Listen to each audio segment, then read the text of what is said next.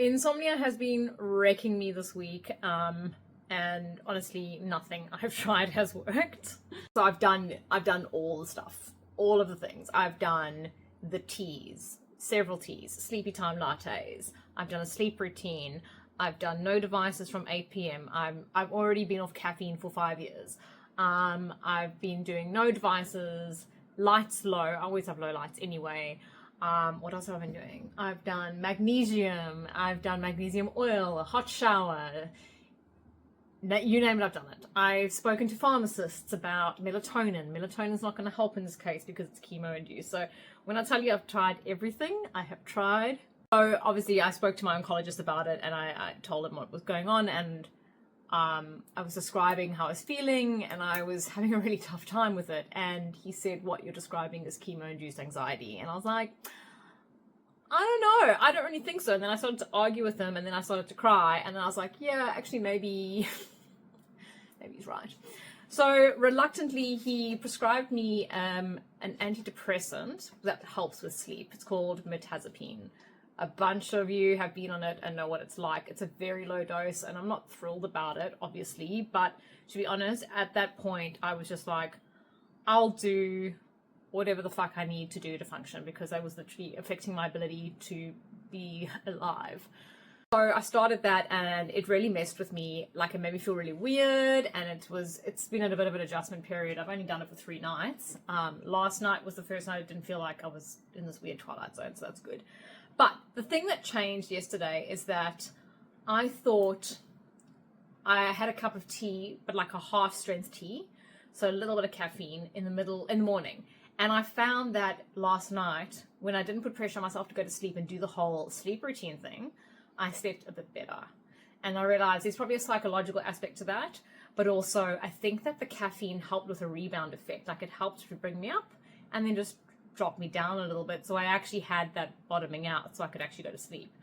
So today I've decided to test that theory with a better form. So that's why today in my greens, with my super greens, I've added in a fizz stick that has caffeine in it, which is your regular fizz sticks, the blood orange flavor for anyone who's wondering, and also my gut health stick as usual.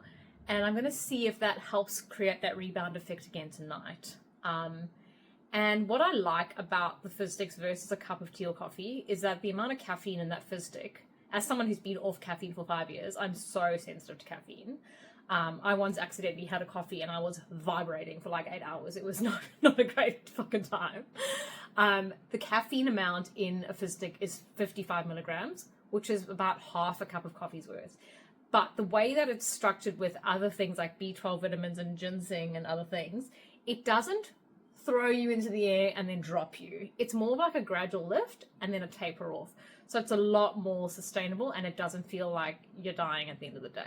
So yeah, it's been a bit shit, and I've had to accept that it's not perfect and it doesn't look the way I want it to look. And, you know, but I think that's kind of the point. I think that's what I want to tell you, is that if you're struggling, or if you feel like, oh, I had a really shitty day yesterday in terms of nutrition, which I feel like I did, sometimes it just has to be that way. Sometimes it's not going to look like a perfect influencer wellness account. That's not who I am. And you know, those people also have bad days, right? But I think that just allowing myself the grace to accept that it's not going to be perfect, and that's not the point, is the point. Okay? It's very meta. I'm doing my best every day. Sometimes it looks like half a bag of corn chips for dinner and a scoop of greens powder. But at least I've had some greens powder, right? I think it's about layering in things what you can control and accepting that there's going to be things you can't control. Like for me in this moment, I'm on mirtazapine and it's going to help me.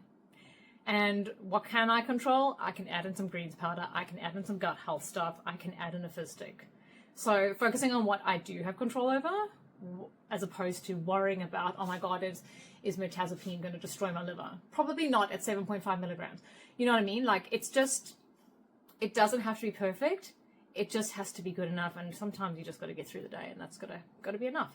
And you don't have to be going through what I'm going through to apply that to yourself. I think that we forget that life can be really challenging. Just the day-to-day stuff can be really challenging.